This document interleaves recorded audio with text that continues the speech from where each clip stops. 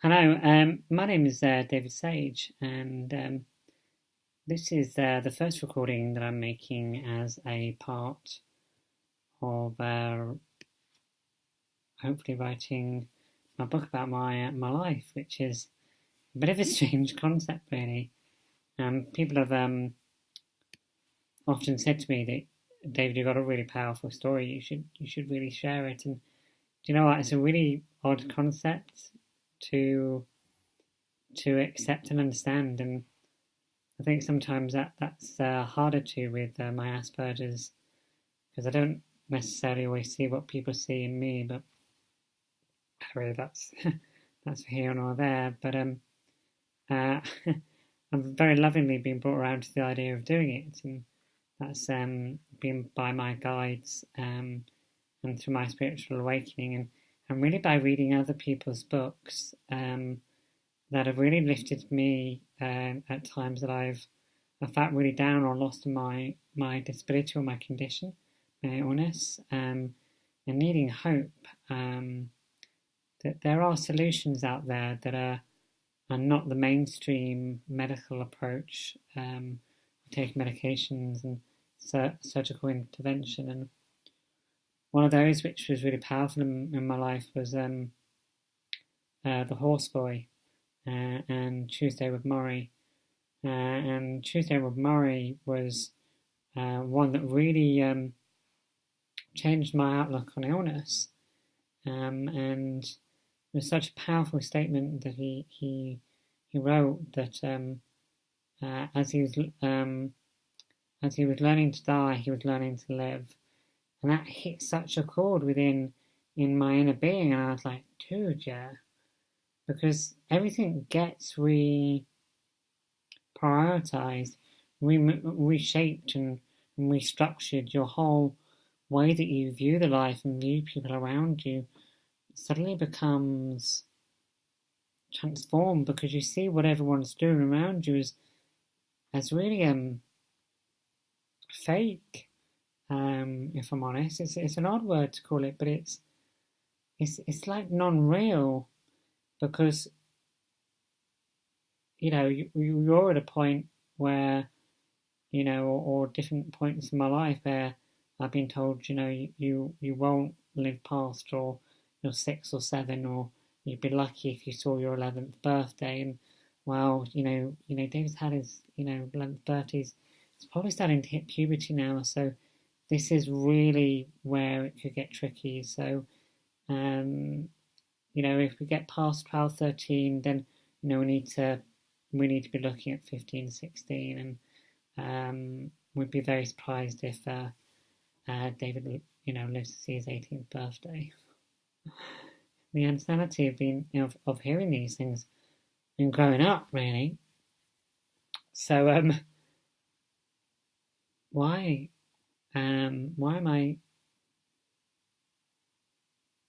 suppose when I read those books and heard those statements, they connected with me because I could connect to where that person was, having been on that journey, reading, these books a lot later. I'm, now 31, and I had a heart transplant when I was 17, and I've been in and out of hospital multiple times prior to that operation and then afterwards, and I suffer from a degenerative muscle condition called polysaccharide myopathy, which is a very extremely rare form of muscular dystrophy.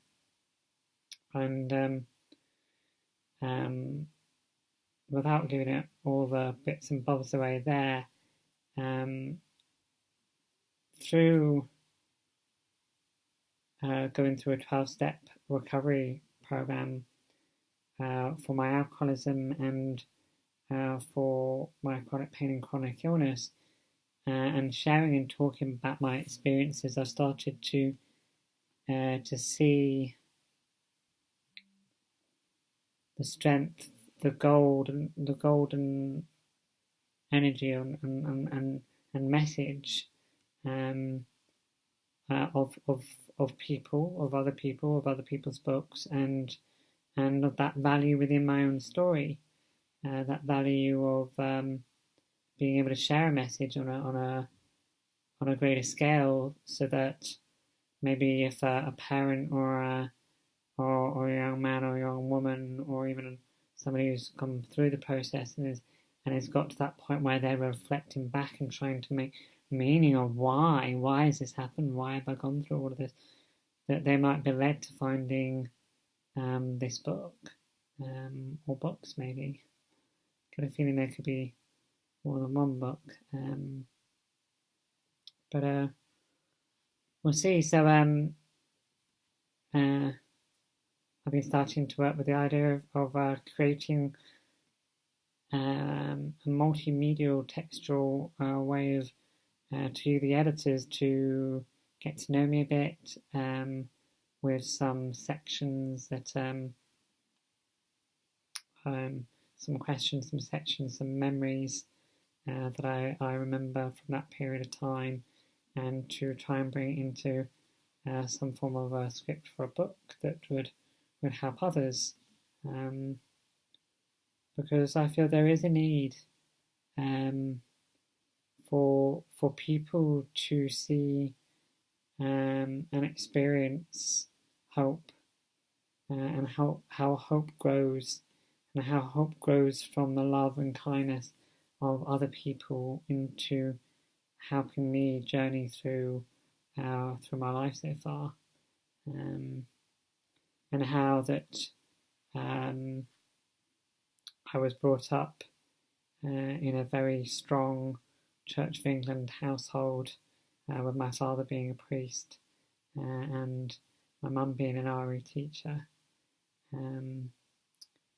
to going through a 12-step program and completely transforming the whole way that my life is, and the way that I look at my life, and becoming a more spiritual approach to things, and how that came about really. And it started a really, really long time ago, and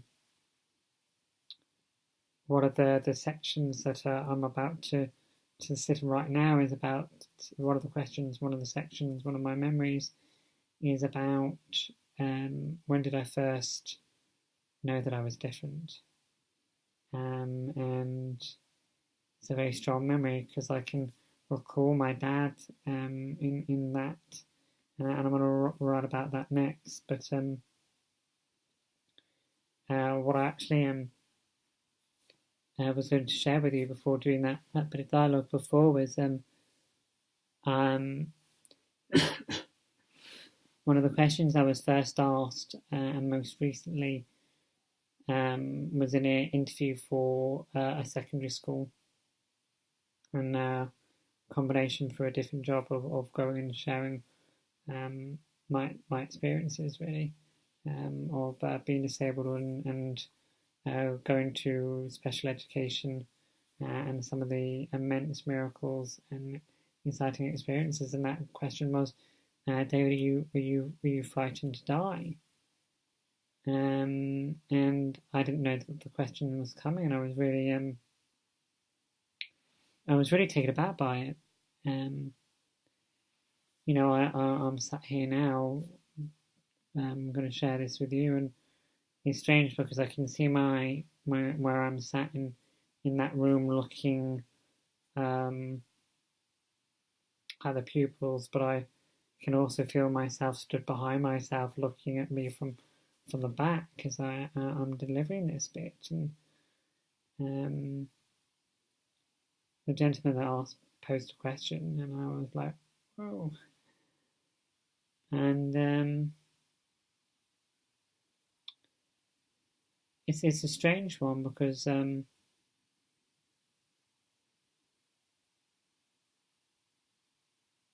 I have often through my life been frightened of dying, but at this moment now, I'm not, because I believe now that I've got a lot more life to be had, and that God, the universe, the source, the powers that be, have got plans for me and places for me to go and work for me to be done, and that they will call me back when I've completed my tasks and stuff. But that hasn't always been the case. And I said to them, I'd be lying if I said I wasn't, because I have and can be, and when having a bad day and you're sat and you have the very vivid memories, and you're going over the experiences that I've had of losing many friends to similar conditions to mine, and also facing my own mortality at a really young age on more than one occasion. It gave me a very unhealthy experience of death. It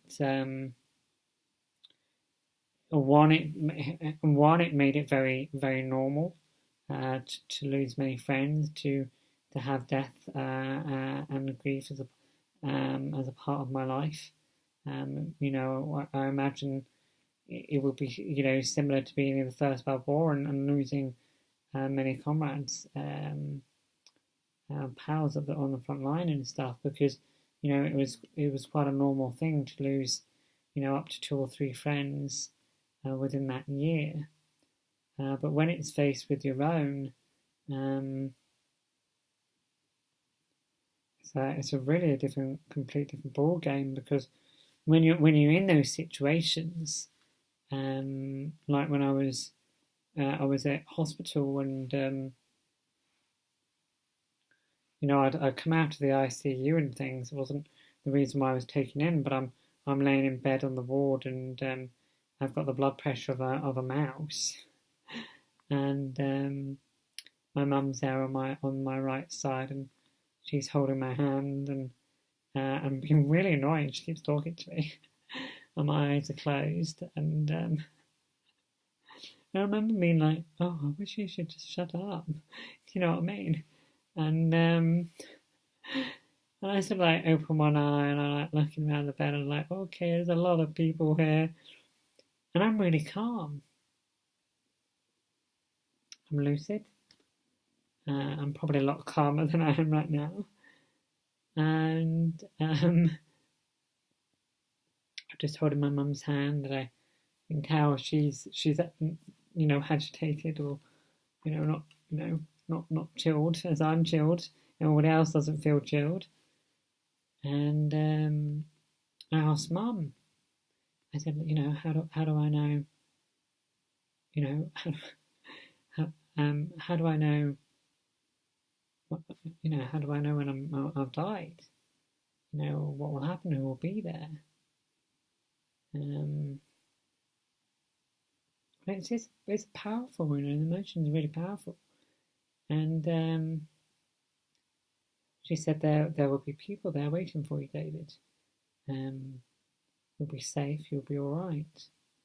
Your grandfather will be there. Your grandmother, your grandmother, great grandmother will be there. There'll be your friends there. They'll be waiting for you, David. You don't need to worry. You'll be fine. And I'm doing this at the age of 16, 15, 16, I think it was. It's just after Christmas. Is that time after Christmas? No, that wasn't. Can't remember. But yeah, it was. It's a strange thing, because you don't worry about it when you're there. It just feels natural. It just feels literally as if you were going to catch the bus. Do you know what I mean? You're just going to catch the bus, and you'll take the ride to the next phase, and the next bit. And it was quite a miracle, as they they're there and you listen to them talking, and you sort of you understand that it's all a bit tricky, and it's also quite surreal because I'm also being funny, I'm also being communicative, and I shouldn't really be because my heart's not working at all well. And this gentleman comes over to put a line into my arm because I've come up with an idea, I think, at this point of what to do to get my blood pressure into a better place, and sort of roll my head over and it's on my right side and I look at it. And I go, do you know what you're doing? Do you know what you're doing? Because he was a senior doctor. He was one of the registrar or trainee registrar. I seem to meet a lot of trainees. Whenever you're in a hospital or disabled, you tend to find a lot of people want to come and say hello. You're a bit like the oddity on the shelf. Not often we get one of these through, so you tend to get a bit like you're the training puppy. So I knew this chap, dark hair, tall. He couldn't have been not sure than around 28 or something, 26, 27, 26. And he's there, and I'm like, because I don't like needles, and you don't normally do needles, do you? So you could be a bit rusty. And I'm just being straight to the point, maybe a little bit blunt, maybe a little bit rude, maybe. But at the end of the day, it's my body, and I'm not good with needles, or I wasn't good with needles back then. And can tend to be a bit like go fishing. It's sort of like they throw a hook in and hope they hit the lane. And so yeah, so I'm watching him, and I'm like, because this has happened a lot, I know what's coming and know which bit's next, and I'm telling him which bit to do, directing my care. And so I can't remember if he gets it in first time. I don't think he did, actually. I think he had to do it twice. And no, I think he did, because I remember saying to my mum I knew we wouldn't get it in, and laughing and saying, they're terrible, these doctors trying to get a line in and stuff. And we get brought round on that occasion by the use of calcium water. A bit random, eh? And they managed to settle me down, and it's a strange thing. That's a really long time ago now, and I can recall that in clarity. I can still feel the bedding on top of my legs. I can still see the room, and things like that. And so when you're asked the question, are you frightened of dying? It's an incredible one, because I was for many years, and I was one of many reasons that I believe I drank over, and kept me very, very lost in a very deep, dark place, being very lost in all of this stuff as being quite a young person, coping and managing within myself these big life-changing events, life-threatening events. And life's very different now. I believe in a God and in the power of God in a very different way than I did at that boy down there at that age. And being able to share this with young kids that were about my age, that would have been could possibly go through this, or know somebody who's gone through something similar, and say, yeah, I have been, but I'm not now, because I've got a conscious contact with God, and I have a spiritual life which is really active. I'm in touch with my friends that have passed over, and they're often in checking on me, playing wheelchair basketball, and in my room and stuff and keeping me on my toes. And that's immensely powerful because it's not the end, and it gives such a strength and courage to keep going, because I'm not going to the end. It's to live vibrantly, to live wholly in my life, and the creation of what God and for my friends and family that's created around me. It's truly a life changing events really. And it's been crazy because there's not just been one of them. And it's called me to have to change, really change at a really deep soul level. And as I've changed, many people have changed around me, because you have this domino, this ripple effect. Drop the pebble in, and it doesn't just affect my family, but it affects the doctors and the nurses, the cleaners at those hospitals, because I'm one of those people that will talk to people, because they give themselves in such a way to help keep all of us safe and well, and when you talk to a cleaner that's working, and must see some of the most horrific things that I've seen at times of being in hospital day in, day out. It's important to say, hi, how are you? It's a busy day today. Is the floor dirty? Well, I don't know. And just, treat them as a human. Because they're creating a space and a place for me to be human in great pain and suffering. And it's right to give a little back, especially when you don't feel you can, just to be able to say, hey dude, you're right, to the guy across the bed. So some powerful some questions have been asked, and for many years I would have skirted around these things because I was frightened and insecure of sharing who I am at depth. I'm really probably at depth. I'm probably still a 7-year-old boy that still wants to run around and play in the woods and the forest and get lost really. But life's been growing me up for a while now, and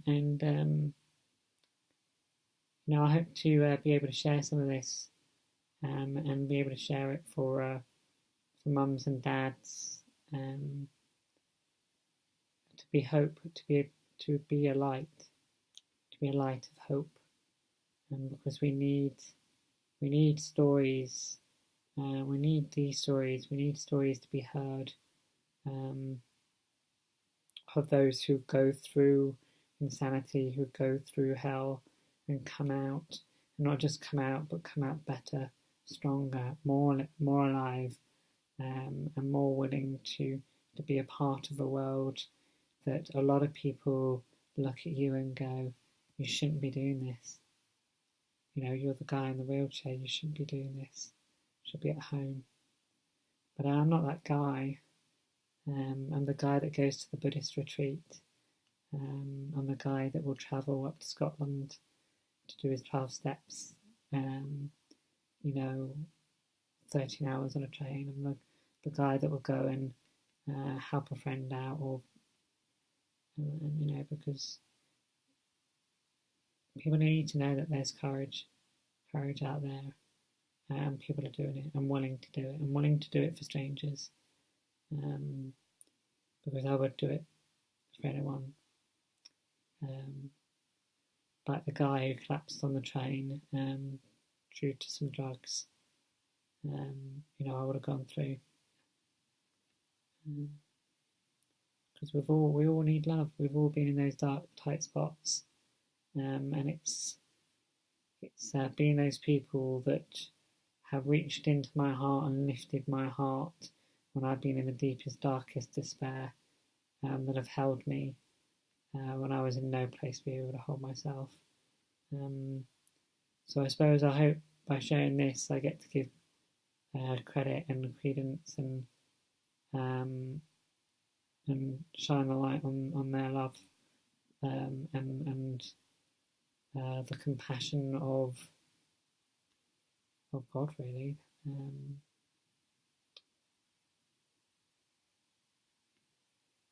Yeah, walked the way with me, for me.